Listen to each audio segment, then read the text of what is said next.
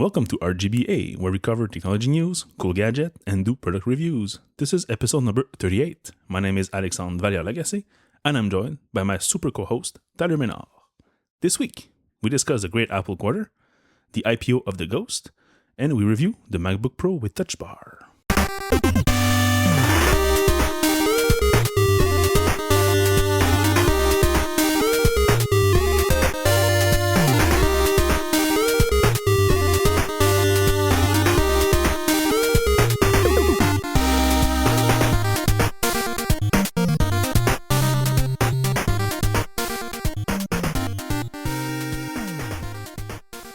So a little bit of follow-up first off. Basically, last week we switched everything from our own custom-made website that's running Jekyll to Fireside. So Fireside is a new CMS for hosting and publishing your podcast episodes. So we were already using it for half of the, let's say, the machinery in the back. But I was still using a customly made and custom-generated website that I built myself. But being tired of maintaining like 1.5 system, I basically decided to move everything to Fireside. So even though we redirected everything, the ID of each episode changed in the RSS feed. So basically the old shows, a couple of old shows came back up in Overcast or your podcast app of choice. So sorry about that. This is now fixed. So back to our original programming. So we start this week by saying that Apple made a ton of money again. Again? Even though, and again. I don't really know anything about this. All I know is 6 Colors and MacStory make a bunch of graphs, and the graphs are all nice, and they say everything is fine. And that's pretty much it. Yeah, that's kind of it. Yeah, basically they sold it in 78 million iPhones last quarter. So that's not the whole year. It's just like 3 months. For 3 months, 78 million iPhones.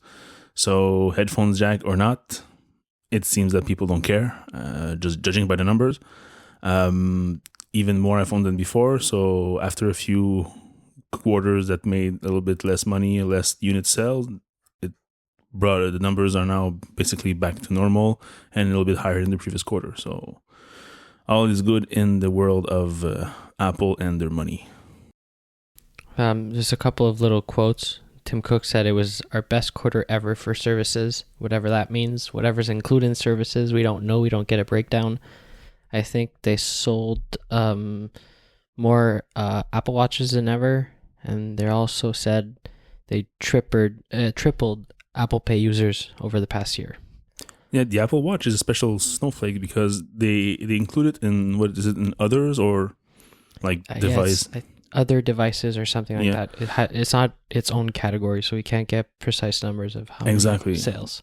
But I'm sure that if you just look at the numbers, that they still sell, maybe not in the millions of millions like they were hoping it would be, but if you compare it to the other models on the market, it's basically the best-selling watch for sure. Because I'm pretty sure that nobody sells as much as Apple, so I don't know why they're shy and they want to hide it.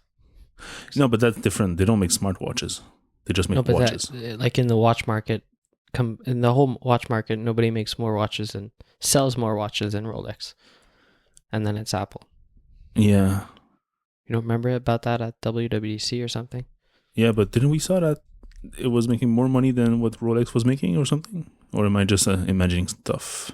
I think you're imagining because the starting price of a Rolex is like $5,000. Yeah, but they don't sell 5 million per month. More. Yeah. Okay. Yes, it's the only company that sells more watches or it's by revenue. Yeah. Anyways, if it's more units, they make more money, and if it's by revenue, well, they make more.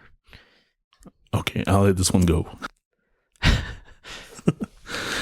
All right, so there was a comment by Timothy Buck saying that the uproar over a headphone jack was ridiculous. Clearly, the market didn't care, and I agree. Basically, including this little nifty adapter in the box is the key here. Without that, people would be screaming for sure. They included the headphones and the adapter, so what more can you ask for? If you compare this to the MacBook Pro, which we'll review in a few minutes, it comes with basically no adapters in the box, so it's dongle time again, and you need to buy a bunch of dongles. But for the iPhone, everything was in the box, so you don't need to buy anything else. So that. I think that was the real reason why it wasn't such a big problem for many people. So Amazon is getting even further with his Alexa and smart stuff. Basically, we saw news go by today that Plex can now be controlled by your Amazon Echo and the Alexa web service. So basically, you can launch, play, pause, open, play a specific movie, whatever you want. You just ask Alexa, and Alexa will turn on your Plex device, I guess, or maybe already has to be running. But anyways, it's there, and it's supposed to make it much easier to switch what you're consuming on your TV. Are you still using Plex, or you completely stopped that? I've never used Plex. Oh, you never used Plex? Okay. No, I've always used Infuse since you told me, and before that, I used to use Expansi. Okay, cool. Yeah, no, me too. I'm an Infuse guy. I don't really. I tried Plex a long time ago, and it was so cumbersome in the days of the boxy box and stuff like that. I didn't like it, and for some reason, I just never went back to it. Since Infuse is basically covering all my needs right now, and even more. So the link will be in the show notes if you want to look at how it works. There's a nice little video explaining exactly how the integration works. On the video side, again, YouTube just updated their Chromecast control features. So basically, it's just a little invisible update if you want. When you're casting something from your iPhone, your iPad to your TV via a Chromecast or a cast-enabled device, you can basically now, from the lock screen, once your iOS device is locked, can control the playback. So play, pause, skip, next, and the volume, as you can with regular Overcast or music or whatever. So that's a nice little update. Because before you used to you'd cast a video and it'd be in a queue and you couldn't touch it no more, right? Yeah, exactly. There was no control unless you came back to the original app. So let's say in YouTube, to go back into the YouTube app. Yeah, exactly. You cast it, and then from YouTube you can pause or whatever, control the playback. But let's say that your iPhone is on your desk and it goes to sleep. Then if you just press a button to see the lock screen, there's no control there available. Right. But that's not the only one. Sonos barely added that in the last release. So it's something that you should have from a long time ago, but I guess nobody ever came around to it except in the recent months. So that's a good thing for Chromecast users. And our old friend Justin Long, Traitor! They used to be featured in the I'm a Mac ad campaign. He switched over to the Chinese phone maker called Huawei. So he's doing commercials for them now, and they kind of joke about his past experiences. The ads are pretty good, and I think we're finally getting the phones in North America. You were telling me, right? You saw ads for them this week? Yeah, I saw an ad from Fido, a local provider here. I'm not sure if it's this specific device, but it was announcing a couple of $0 phones, including the Huawei something. So, but yeah, Huawei is now trying to do both the low end and the high end market. So this new flagship phone, it's called the Mate 9, and it's a $600 US device with a 6-inch screen, 4,000 milliamp battery, and a 4 gigs of RAM. And the cool thing is that, circling back to our first Plex news, it has Alexa pre-installed. So basically, your Huawei Mate 9 is an Alexa device. So I'm not sure exactly how that's going to work, but supposedly you can probably talk to it the same way that you could talk with your Echo. So yeah, Amazon is getting everywhere. So the big news this week, there's a big news from our Scoopmeister, Mark Gurman, who basically... Scoop Gurman. That's how we call him. Okay, Scoop Gurman. It's his new name. They call him like that on the talk show, ATP. It's his new name. I want Scoopmeister. It's even better. Okay. Call him like you want. Okay, anyways. So yeah, basically he leaked something that says that basically Apple is not necessarily working on making a chip that will replace the Intel processors, but actually making chips, so plural, that can enhance some features of the Mac lineup. Basically aimed to get a better battery life or some features to continue to work while in sleep mode or something.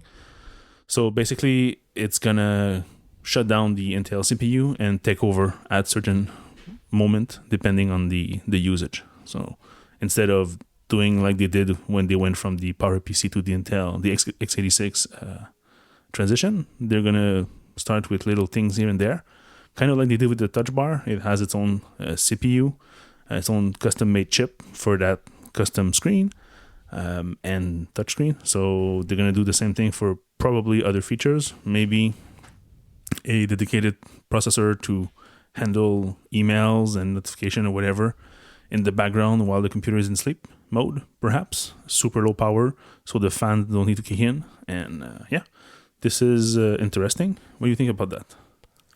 I'm a little biased because I just listened to John Syracuse on ATP. He just ripped through this whole thing, talking about how it'd be like overkill to have 2 CPUs, but at the same time, we already have a CPU included for the touch bar, so we can just utilize that one to do a little stuff. And he was talking about it's very complicated to have 2 like architectures talking to I/O, because if you want to handle email or something like that, you have to like talk to disk. So it's the same thing if you use the ARM chip to talk to disk than if you use the Intel chip. And really, what do you want to do when you're off, like in power mode, power nap mode, whatever they want to call it? I think it's already implemented, but I'm not sure it does like time machine in the background. So it's all I/O. So I don't know what they're saving by using a different CPU architecture. What if it's not a different architecture? Maybe what if it's a small, low power x86 processor that can take over very, very specific tasks that are made just for it, instead of regular tasks that are just not using a lot of resources? But let's say you code an app and you say my fetch email function works as such, and if it's in the CPU, it runs like that. But there's also like a little part of the code which is the light fetch mail, for example, which can run on that same architecture, so another x86 processor that can process this command and do it with very, very few cycles, and probably take more time because it's probably being used when the computer is inactive. So if instead of taking, let's say, 0.2 seconds, it takes 3 seconds, who cares? It's in sleep mode anyways. So it can probably cycle through very slowly to whatever it has to do. So that can be it. That can be it. I know that the article mentions that it's probably going to be made by ARM Holdings or something, but maybe they can make other things than ARM-specific processors. I don't know. And even I don't even see the use of having my email checked in the background. Like, I can open my PC and do refresh. It's email. It's not that big of a task to go get. I don't know. Maybe people that travel, like you want to just leave the house in the morning early and you want your emails to be up to date on your laptop or something like that. That's one thing. The other thing I really noticed is that, for example, on my phone, it happens with many, many apps. Let's say I'm getting an email or any kind of notification, and I look at the notification on device A. Well, device B will still have it on its screen, except for very specific things like iMessage. But even then, often when I open my Mac, I still have a bunch of old notifications in, what do you call it, when they're floating in the top right, just waiting for me to take action. Even though they're already red and I don't have any like red badges or anything, but they are, when I flip my computer open, they're still there. So there's something extra that can be done to clear those, or make sure that once it's red, it's really not going to be bothering the user from another device. So yeah, it does that. It's true. It does that when you have a lot of messages since last time you open your laptop, and then they all come in, and usually like the message you sent all come in first. Yeah. Did you ever see that? It's all blue. Yeah. And then a bunch of gray messages keep coming in to like fill the gaps of the conversation. Yeah, so that's one of the things. But there's probably other things also they can do. That's just one like pain point I have with my computers, but I don't know right away. But like you said, if we take the touch bar processor and make that little system on a chip do more, and it's already installed, it's already linked to a bunch of feature, so it's already shipping with a bunch of computers, so they can just do software updates technically. Yeah, exactly. So, and right now that's an ARM processor, and the computer using an Intel CPU. So I know it's not that the touch bar CPU talks to the Intel CPU or takes over, but still it can do stuff in parallel because I'm guessing it's all going to software anyways, and then the software is common and does the magic. So it can probably work the same way with just other features we don't really think about right now. And what's going to happen, you think, in a couple of years? Will you think they use that as a Trojan horse to get into the CPU game and eventually replace Intel bits by bits like that? No. No. I think I think like the Windows, like the we can run Windows also is still big. No, maybe. Yeah, I Maybe guess it won't be in the future, but Windows laptops are still dominating, like Windows computers in general. Yeah, but less and less. The Sony doesn't do any more computers. What else is there? I guess like Dell still makes some. Lenovo still makes some, but they're more into the tablet thingy nowadays. So, anyways, yeah. Oh, did you see talk about Windows? I don't know where or what, but they were talking about the usage of Windows PCs and how they dropped dramatically during the weekend. Okay, no. What was that? Wait, I'll have to find it. We'll put it in the show notes. It was showing like the usage of just devices in general, and it was certain websites that were reporting that on the weekend they see like a big drop in Windows devices because the people you'll only use it at work during the weekend. Nobody has them at home anymore. Well, less people have them at home. Yeah, because of the prominent percentage of work computers on the market. Right. That's why they're still leading the pack. But if you look at people and not companies, you think that they're far behind? Oh, I found it. It was from I don't want to butcher his name. Asimco. Ah, wow. That is impressive. So we have a graph in front of us. Basically, you've got a purple section and a brown section, which is two histograms, one and on top of each other. The first one is the mobile page view, so it goes around 40 to 45 millions, and it's kind of like random, I would say. It's high and lows, not necessarily on the weekends. And then there's the brown part on top, which is basically the other type of usage, which is desktop page views, which goes on top and starts at maybe about 70 million. And then you can see big peaks during the week. And then which goes up to maybe 90 million. And then when you get to the weekend, you drop to like 65 or 70 million. So like a drop of almost 20-25%. And it's regular every weekend. Every weekend that has 2 days, you can see that it's much, much lower. So like you say, Windows is getting used less and less during the weekends. Oh yeah, so it was retweeted by Horace Dadu. That's how I saw it. Okay, yeah. This week. Pretty nice. But you see really like big valleys if you want on the weekends. It's funny. Yeah, it's rare that there's like such a specific, really consistent. Yeah. And also, I think like the bigger page views days are like usually Tuesdays or something like that. Yeah, just before the weekend, Tuesdays. Yeah, it's almost always the top line. No, not Thursday, Tuesday. Yeah. Okay. Yeah. Tuesday. Yeah. But Thursdays also, depending on the week.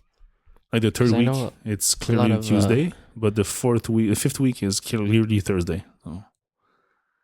Because I know that like the YouTube people, they said the best time to release a video is, I think it's Tuesday, like 11 o'clock Eastern or something like that, like according to statistics.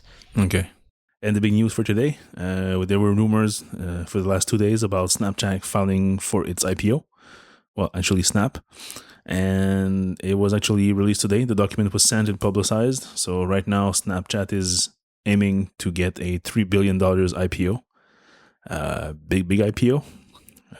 The document has been ripped into shreds by different analysts and people, and we saw very funny things. Like, for example, the CEO is giving himself a $1 million bonus just for funds every year, no restriction, and he spent the last year over 800Ks in personal security, like bodyguards and stuff like that. So yeah, there's funny numbers, and there's also a couple of sentences that are funny. They say that the daily active users dropped at one point because of competition and stuff like that. They can just probably say because of Instagram copying the stories and stuff like that. And also, there was this big article this week on TechCrunch talking about how a lot of people are switching over to Instagram stories, and I see a big difference. I don't have as much Snapchat stories. It's all Instagram stories now. Maybe just the people I follow, but according to according to TechCrunch, it's really a trend that's going on right now. Yeah, I saw the same thing. I saw even a graph. I'm not sure if it was from the IPO or something else. The TechCrunch article says most reported declines in Snapchat stories view counts ranging from 15 to 40%. Yeah, it's big. And one of the things that stands out when I just quickly glanced at the IPO document is that Snap is a camera company. They don't broadcast themselves as a social network or something of the sort. They're a camera company. So they sell glasses. Yeah, but that's just the first product. I'm pretty sure they're going to try to include cameras and a bunch of other little things that you can find on everyday, either your person or offices, maybe some specific kind of webcams or public, like, I don't know, coffee machine webcams where people just get together and Snapchat their coffee discussion or whatever. And also, I think they consider their competition, their biggest competitor is Apple. I think it's stated in the... Did you see? Do you have the document in front of you? The S1 document or whatever it's called? It's too rough to read.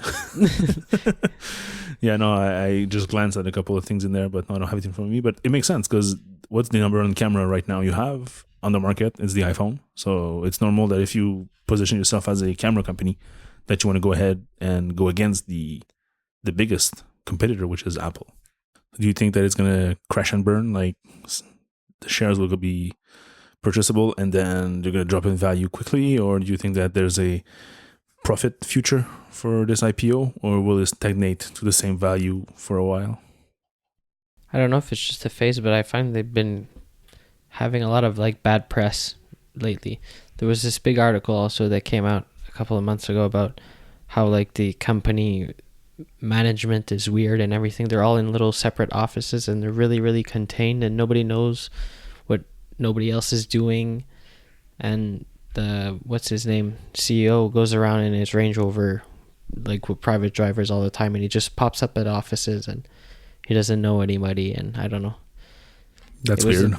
It was an article of, I think it's like people that don't work there anymore there, so it's typical people complaining, but it sounded fishy. Like they don't have a real office. They rent houses and a bunch of little places to separate teams so they don't know what other teams are doing. So yeah, in a world where Apple is so much criticized because they have independent teams that don't know exactly, like the right hand doesn't know what the left hand is doing, that's usually what people are saying go against this movement. So everybody must be like on the same page and everything. So having Snap doing that, but like even pushing it even further, it's kind of weird because if your only point of contact is the CEO and there's no management going between offices, that's pretty weird. Because they became big, like really, really fast. Yeah, but still, it's not, you don't have to just make like silos and like that and no teamwork depending on your products and stuff like that. They really blew up. Yeah. So I don't know. I think they've always been like the first one to do it, and then Instagram copies, kind of sort of thing. But that's the weird part, is that it's like a blatant copy. There's like no, they don't try to hide it. It's like the Snapchat stories, let's do Instagram stories. They're like it's a copy, like a one-to-one. It's everything, yeah. That's but crazy. I prefer the Instagram stories. I prefer like the switching between the stories, I guess, or Yeah. or parts of the stories. I prefer that. I prefer like the animation to swipe between people. Instagram changed recently, and Snapchat story changed recently. Used to be able to just hit one story and you'd go through all the stories of all your people you follow, but now you have to like tap on each person separately.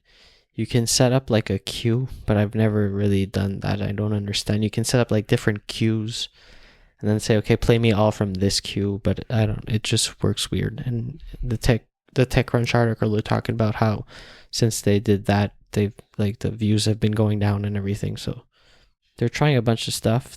They're getting pretty big now with like sponsored content. So, and they're getting like Twitter, every social, every like a professional sport or everything. It's follow us on Twitter, follow us on Snapchat. Yeah. I guess they're going to aim more on the live events.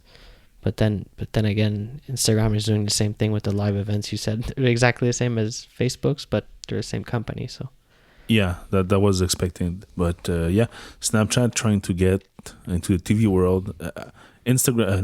Twitter was very ideal for this kind of usage because of the hashtag and the clearly short at names. But like, there's no clear like public feed of a Snapchat you need, except for the push content from whatever company they partner with. So it's you cannot just go on Snapchat and find some people to follow. Like, you have to have exchanging of user ID and stuff like that. So it's not, there's like a bigger barrier to entry than there is for Twitter. And Twitter, there's already one that's quite big. So people get on Twitter because whatever they want to, but then they don't know what to do, who to follow, and their experience is based on who you follow and how you interact. So if you don't have that, you're basically lost. And it's going to be even harder for Snap to just get in the game, and especially in the TV game, where, like you say, the people try to push it, but the networks, are they adaptive enough to try to understand this UI, UX paradigm that is not very visual, that is more like gesture based, and you got to know how to do that. If you don't know how to, you just are lost, like me. it's not that complicated. Yeah, I just can't get it. So, but Instagram, it's easy because I was already used to a couple of gestures, and they kind of reuse the same gestures for the stories. So it's just a natural evolution for me. But Snap is like so different. There's no UI, so I'm lost. Like me personally, almost all the stories have been switched over to Instagram, but to like just communicate with my friends, those are all still in Snapchat. Even though you can do it in Instagram now, they're all still in Snapchat. Yeah, I kind of prefer the way that Snapchat does it for that communication, one-to-one. Right. There's too many places you have to communicate in Instagram. You can send something like a publication to your friend. You can chat your friend. You can also chat in a photo. You can also view his stories. So it's like, it's a bit all over the place. So often when I want to send you something, do I send you the link, copy link to the Instagram post? Do I send you the post, or do I chat you and send you a copy paste of the link? There's like too many ways to do it. So it's still not perfect. And you can't share an Instagram photo from Instagram, the app. Well, yes, like I can send it to you. There's that little paper airplane. Yeah, I mean, you can set it inside the application, but you can't like share the link to Slack or messages. Yeah, there's a button you can copy link. Yeah, but that's copying links and then going over to the application like an animal. Yeah, exactly. There's no share sheet. Yes. Right. Or you can share to Facebook. You can tweet it. Copy, share URL. Just give me a share sheet. No, custom share sheets are the best, they say. I like them. All right, moving on to Apps Corner. 3 little things this week. The first one is Fire Emblem Heroes. That's the second Nintendo app on the iOS platform. Basically, this one I think came out on Android first a couple of weeks ago. They got the Mario exclusivity for a while, and then it's moving on to Android, and now it's the opposite for Fire Emblem. It's basically like a strategy game. I don't know if you've ever played that series. Nope. No, it's pretty nice. I've never played any game. All right, so I'll keep that in mind for the next time. So basically, it's a strategy game. You get little peoples. You get into fights. If it's anything like the DS game, basically, if you lose one of your players, he's dead forever. So there's kind of like an attachment going on there that you really need to care for your people, and you don't want them to die, so you don't take any risks. So it's very strategic and very like turn by turn. So not sure how this one will be in terms of popularity. It's not Mario, but after learning that Nintendo made 63 millions with Super Mario Run, what will it cost them to make this game and maybe earn a couple, even if it's just 5 millions, it's still going to be more than they do on other platforms or systems. So that's good. The second app is a new app for the iPad Pro with the pencil. It's called Linea. It's by the good friends at Icon Factory. Have you tried this app? Probably not, because you don't have any iPad Pro, I guess. You answered your own question. Yeah, I'm pretty good for that sometimes.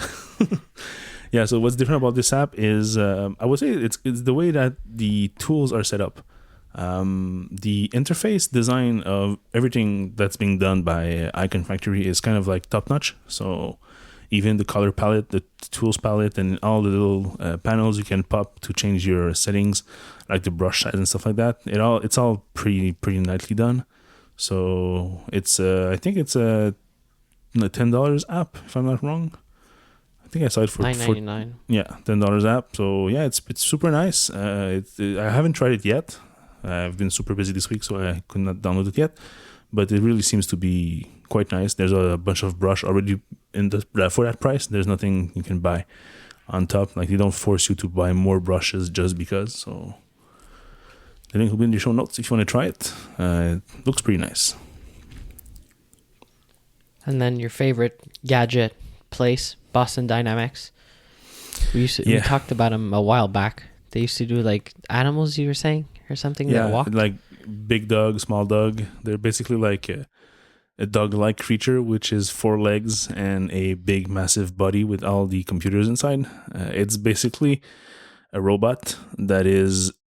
Do you know what it makes me think about? What? Did you ever watch Robot Wars on TV? Like the little robots that are fighting in an arena? Yeah, I don't know. It looks like that. Well, these guys from Boston Dynamics, they would kick some serious ass with the robots. They'd always win. They'd win. Imagine, this is just like robots moving around. And they do it like such an amazing way. They are self-balancing. They are self-propulsing. So they have their own legs or their own wheels in this case. You can kick them. There was a bunch of videos in the past. Yeah, they can jump over obstacles. They can go on hills. They can go like on big rocks. Because basically they're kind of like not blind, but they just go ahead. You tell them go straight, and they just go straight. And whatever the terrain, they're gonna adapt and self-balance and move like that. So yeah, they're pretty freakish and pretty nightmare-inducing. And this last one, which is the latest creature, it's a 2-legged but wheeled robot. So at the end of each legs, there's like a big wheel, and it can crouch. It can stand up straight. It has little arms. It's flying also. It's fast. It's super fast. I think that's the most impressive thing, is that the big dog and small dog and all other robots are usually just like, I don't know, like going about their little things slowly, and they can run. They can go like a couple miles per hour. But this one here just stands up and then starts rolling like boom, like 50 miles an hour or something. It's very impressive. So there's a bunch of GIFs and videos in the show notes. Be sure to check them out. It's pretty crazy, and as always, nightmare inducing. So, dude, I read here that they've been bought, the company, by Alphabet, Google's whatever Alphabet. What is it? The company, parent company to Google, or some stupid thing. But what does Boston Dynamic do beside cool robots that make nice gifts? Like, what are they used for? Who uses them? Who buys them? In the past, they had lots of money coming in from DARPA, so special military projects. They never say exactly what they do with those, but you can probably guess that they are the 4-legged robots are usually for transporting material, or maybe armed soldiers, or wounded soldiers, maybe. If let's say that there's like a battlefield and there's a bunch of soldiers that are on the ground and they cannot run away, well, you can probably send like a swarm of 50 of those big dog, and they're gonna hump on the big dog. Fetch. Yeah, fetch the wounded soldiers and then bring them back. And So they're using tactical military missions. well, I don't know if they're used because we don't know what they use it for really, but Right. that's what you can guess from what these little robots can do. And because of their terrain like resistance, they can go on anything, on ice, they can go on rocks, like wet or dry or whatever. And they usually keep their balance, and they can be kind of like your mule or any kind of like animal that you can use in the past to gather your stuff and move it around. They can do the same thing. Of course, there's probably like a battery life on those things, so they cannot run forever. But still, they can take, I think I heard like 200 kilos or something of stuff. So yeah, basically they can really save your ass when you're in some kind of dangerous zone. And being a robot, they can be killed and it's okay. They can be replaced quite easily. So yeah, so we don't know much. Google is involved now, so there's probably even crazier ideas being developed. Maybe this one with the wheels is the first one. I don't know. Maybe like do the big dog, but put him on a hoverboard and watch him fly. So yeah, it's quite something. And also this week, I think you've received a new laptop. Yeah, finally got a MacBook Pro with Touch Bar, so I started to play with it a couple of days ago, and right now it's sitting right next to me, running a battery test. I think it's my fourth battery test I ran in the last couple of days. Basically, after all the kerfuffle there was with the battery life problems of the MacBook Pro, I decided to write my own Apple script and test it in a way that I did in the past, basically loading web pages in series and writing to a file the time and battery percentage every couple of pages. What I did different this time is instead of just doing like, I don't know, I think I had like 3 web pages and running constantly. This time I do a little bit more. As you know, on the web, there's one feature called lazy loading. So some websites load quite fast the basic assets you need for the top part of the website. But then if you scroll down, you got more pictures that are being loaded and stuff like that, but only when you scroll. So basically, the first time the page appears, it's super fast, but it's also super light, which is also not how a human visits the site. So what I did is I basically modified my routine to include, after a page load, a small delay of 0.5 seconds, or half a second, and then spacebar to scroll one full screen, and then wait half a second, and then spacebar again. So for most of the website I tried, you can get about 80% of the content displayed. So this is closer to how a human would interact with a website. I've also kept the same setup, meaning no automatic adjustment of the brightness. Same thing for the brightness level at 75%. So it's basically 12 clicks from the lowest setting. The topmost -2 clicks for the keyboard brightness. Wi-Fi enabled, of course, for the web, and Bluetooth enabled. And yeah, basically it's standing on my desk doing its thing, running like that. So I'm testing basically the latest update, which includes the fix Apple released for the Safari WebKit bug that was causing something, slash the way that Apple manages the GPU and CPU. So yeah, that's basically my testing phase for that. I've also tested the CPU and the SSD. This little one is quite something. I knew it was faster. I did not realize exactly how much faster it was. I knew it was getting over a gig a second, but I realized that it's 3 gigs a second in read and 1.4 gigs a second in write. So it's pretty massive jumps for you who are probably moving a lot of files, or for video editing people. This is quite something. And do you have any results yet of the battery test? Yes, I do. Yeah, so for the battery test, the first test was with Safari, of course, because one of the big kerfuffle going on is that Safari is better because it's optimized, and Chrome will scrap your battery life. You'll lose like 30%, 40% of your battery. So one of the first thing I wanted to try is see the exact same test, exact same websites on the two different browsers. So of course, after a full charge and a reboot with only Chrome or Safari running, guess the difference. Do you know if the difference was big or not?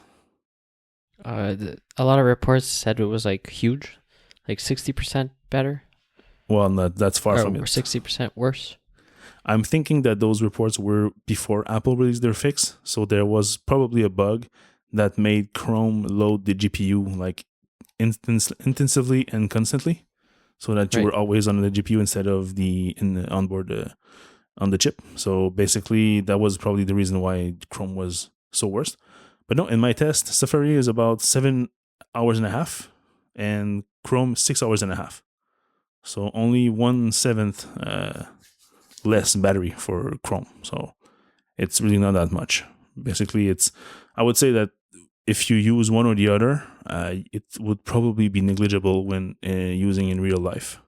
Unless you're doing something on the web like from 8 to 5 and you really need your 8 hours, then with Safari you might reach it or maybe just be a bit short. But with Chrome you might lose an hour. So that way you might see it. But for any other usage, it's probably going to be very similar. So now I'm running a second batch of tests. So if you remember, one of the reasons that Apple said the battery was so weird with consumer reports was that they actually had the developer tools open and they had the disable cache option on. So I'm currently running that in Safari mode with Safari right now. So DevTools open and the disable cache activated. And then you're going to run the same thing with Chrome? Yep, exactly. What about the keyboard? The keyboard, the trackpad, the touch bar. The touch bar, you can talk about the touch bar. Yeah, so on the design side of things, basically it's a pretty laptop. I really love the space gray color, first of all. That really resonates with me. I'm a bit tired of that good old gray. This new darker gray is nicer for me. I really like it.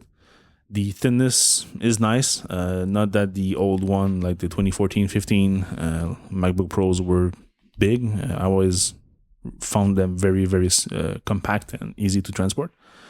The bigger trackpad is something different. I've only had the computer for a couple of days, so I'm going to try to use it more this weekend. But basically, I find the trackpad to be way too big. Bigger is better, that's for sure. The old one was a bit small. Often I would click with my thumb like outside of the trackpad, so that's not very useful. But this one is a bit too big. They increased the height of the trackpad to touch almost the keys and almost to the edge of the laptop. So basically, there's no resting place for your thumbs. I don't know if it's just me or if it's widely used, but I usually, when I type and I stop, I usually, for using the trackpad, I move my hand down a bit and I start to use the trackpad. But my palm is resting like on the edge of the laptop, not like in front of it, but really on the edge. And I often click with my palm like that. So that's a big problem for me. The other thing is that it's a bit too wide. I think they said it's 50% wider or something like that, but I think 25% wider would have been just perfect. Because big like that, it's often in the way when I type and I move my hands around. I often just rest my hands or my fingers below the keyboard. And also this is now a trackpad, so it clicks or moves the cursor or whatever. So that's a problem. Do you think they did big changes in like palm detection for when you're typing? No, it doesn't seem like it. It's very similar to a 2015 or 26. No, there were no 2016 MacBook Pro, right? So yeah, no.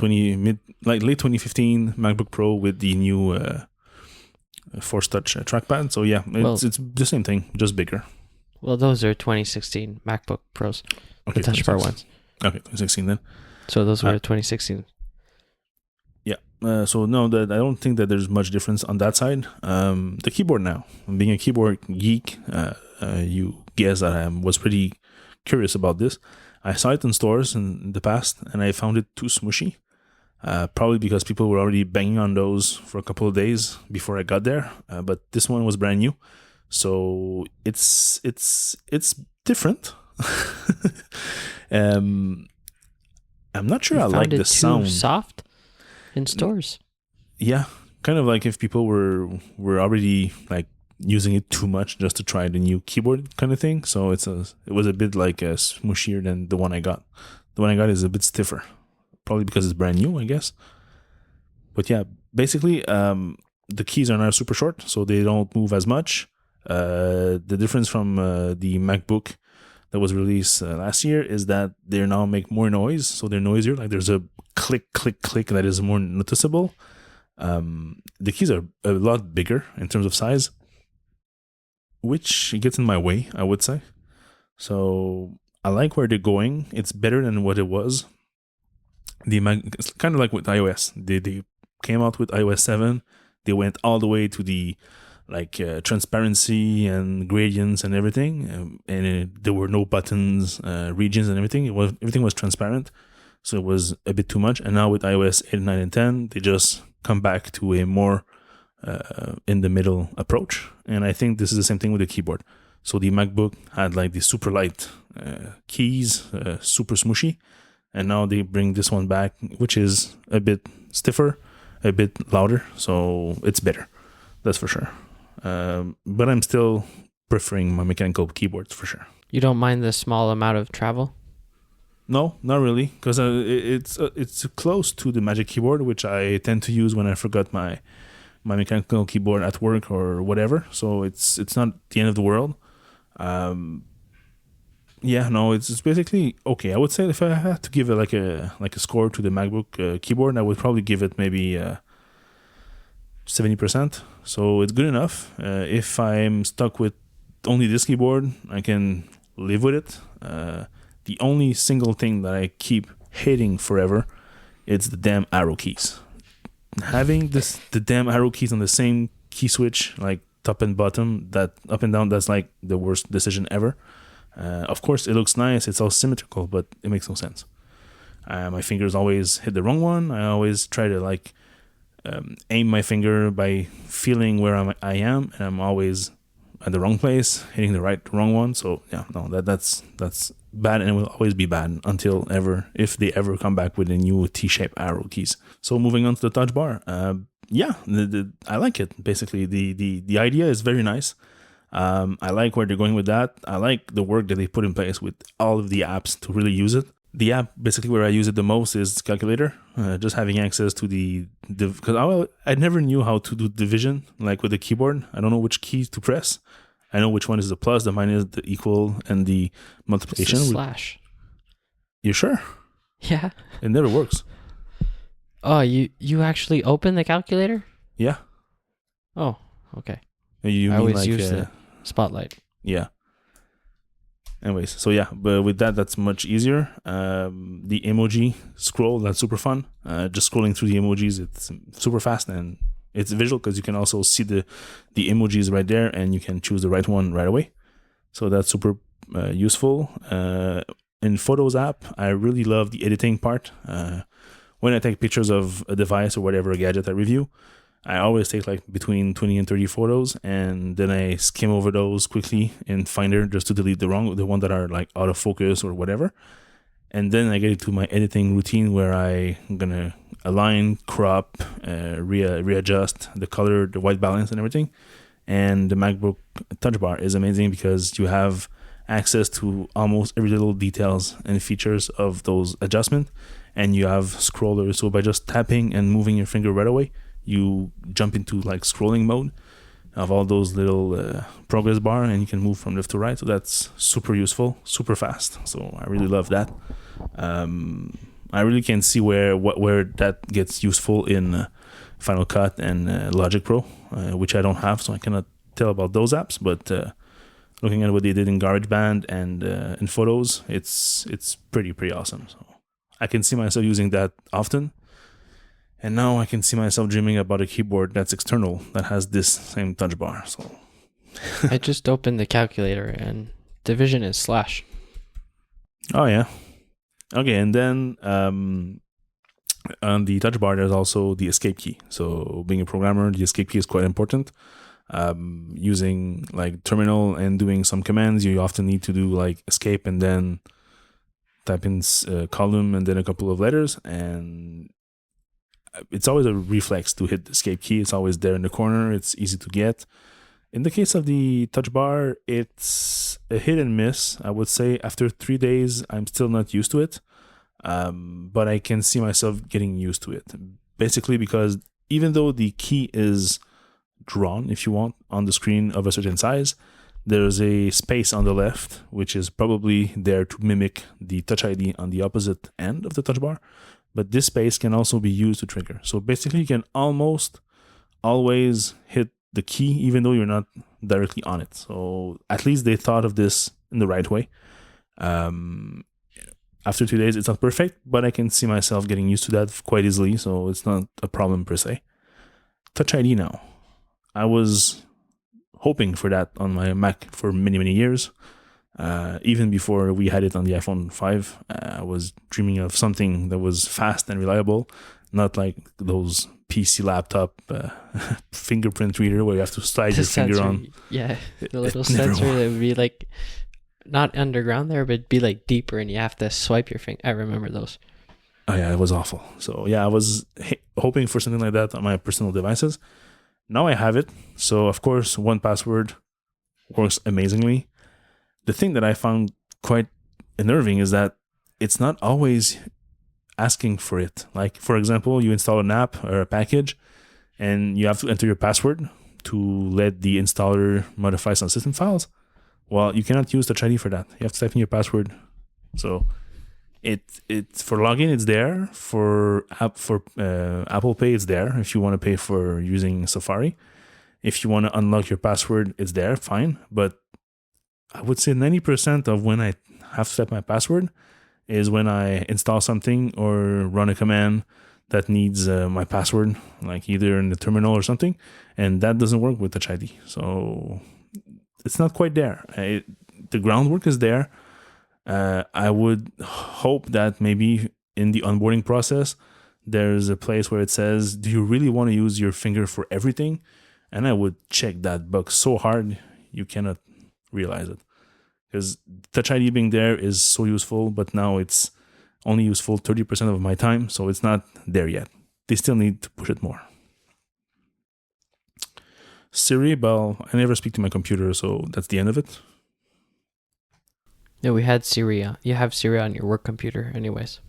Yeah, but yeah, that's it. It's not even new.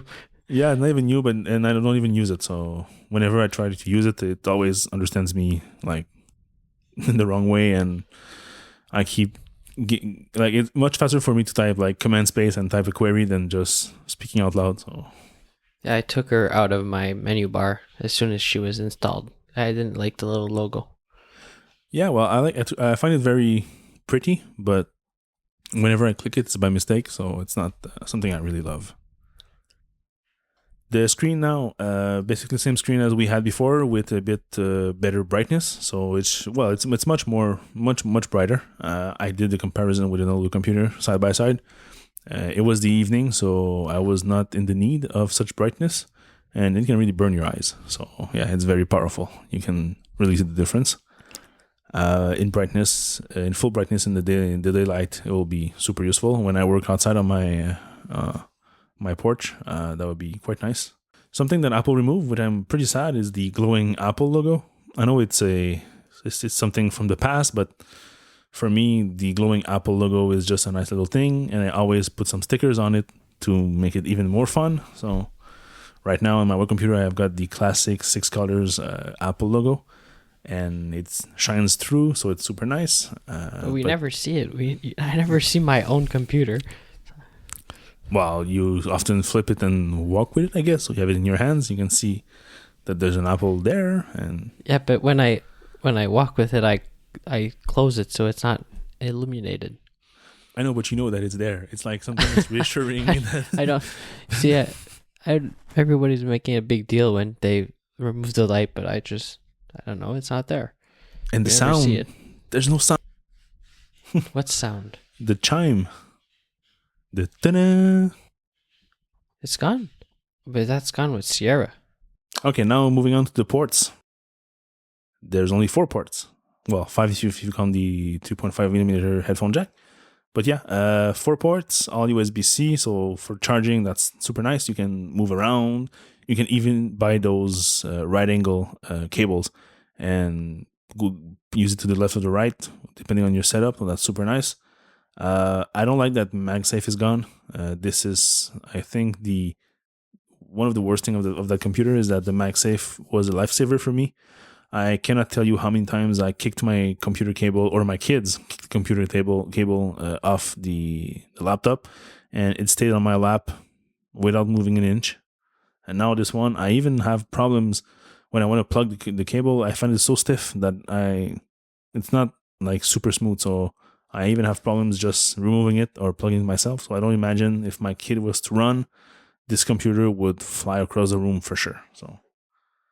So that's bad. The dongle situation, I wanted to transfer some raw pictures from my DSLR yesterday morning, and I said, okay, let's take out, I know there's no SD card reader, so I'm going to take out my card reader, my external card reader, and plug it in. Then I realized that, oh no, it's not USB-A, it's USB-C. So back in the box you go, use the other computer, airdrop the photos. So yeah, that's something. They should have included a couple of USB-C to USB-A adapters in the box. They did it for the iPhone. I understand that this is their the top-selling device, and they want to infuriate their most reliable and beneficial crowd. But in this case, 2 $9 thingies in the box would have been like a lifesaver for sure. They should have done it, especially at $2,000 Canadian. They really should have done it. I think that covers it. Basically, yeah. Okay, another benchmark, the CPU situation. It's very similar. It's not faster. So yeah, it's the same thing, I would say. Basically, the CPU is consuming less energy, so they reduce the size of the battery by, I think, 25% or something. But it's not faster noticeably. The GPU is faster for sure. So if you do any benchmarking test that computes lots of GPU related tasks, you're going to see, I think it's 50% increase in performance, but not CPU operations. However, depending on what app you're using, some apps are using the GPU as a computing CPU if you want. So for example, bouncing a 1 hour track in GarageBand drop by about 25 to 30% in terms of time. So that's pretty nice. So almost a third less time for the same bouncing. So that's pretty nice. But if you do like very strict CPU intensive task, that is usually just handled by the CPU, you won't see any difference from the last year's quad core. So yeah. Any questions? What does your wife think about the color? She hates it. Yeah. The pink one, if you look at the MacBook, she likes it. I'm not sure she would buy it though. She's more... There's no pink MacBook No, Pros. not the Pro, but just the MacBook regular. Oh, the adorable? Yeah. So that one, she likes the color. I'm not sure she likes it enough to buy it for her. But yeah, she's going to buy a MacBook Pro soon, and that will be the last year's model because she doesn't care for the touch bar. She doesn't need the faster SSD, the screen that's brighter. She rarely goes outside with a computer. It's more like a house machine. So she's going to save $500 and get that 2015 model instead. 2015, That's already 2 years. Yeah, but same CPU. For whatever she's doing right now with her computer, it's going to be as powerful. I know. I was just like noting it. We're 2017. Yeah, the sad part for my wife is she only wants this computer because of the 15-inch screen. She tried to work on my 30-inch I have from work, and she cannot stand it because she's like 90%, I would say, on the computer itself. Even though we have external monitors at home, she prefers to work from the kitchen dining counter, whatever, or from the living room, so on her lap. So she needs that 15-inch. If there was a MacBook with a little bit more power and a 15-inch, she would use that one. If there was a MacBook Air that would be updated with a 15-inch, she would use that one. So right now she has to get a MacBook Pro, even though she rarely uses the Pro features because she needs the screen real estate. One thing I realized is that the default resolution for the 2015, 14, or whatever before on 15-inch is 1440 by 900. And on this one, the default is one tick increased. So it's a 1680 by, what is it, 1050 or something. So it's not even the same default resolution. So this one comes out of the box like with a bigger resolution. So that's something to note. And the default on a 13 is 1280 by 800 for the normal original Retina MacBook. Yeah. I use this one, but I crank it one notch, so I get a bit higher resolution because that's a bit too small. Crank it all the way. Oh yeah, but I'm an old guy, so I need my contact lenses and everything. So no, I cannot do that. Contact lenses also. Yeah. So because cranked all the way is 1650 by 1080. So that's the default for the 15-inch. Yep, the new default. It was not the case before. Right. Yeah. So that's about it, I think. So I'll be writing my detailed reviews. I took a bunch of notes, so I'll be covering even more stuff in my written review, and I even will put a nice little score in there. So I'm going to grade a couple of the different features, and we'll see how much it gets on 100. All right, so that's it for this week. So you can find the show notes at rgba.fm/38, and you can find us on Twitter at _RGBAfm. I'm Valia, VALLIERES. And I'm Tyler Menard, TYLERMENARD. Have a nice week. Nice week.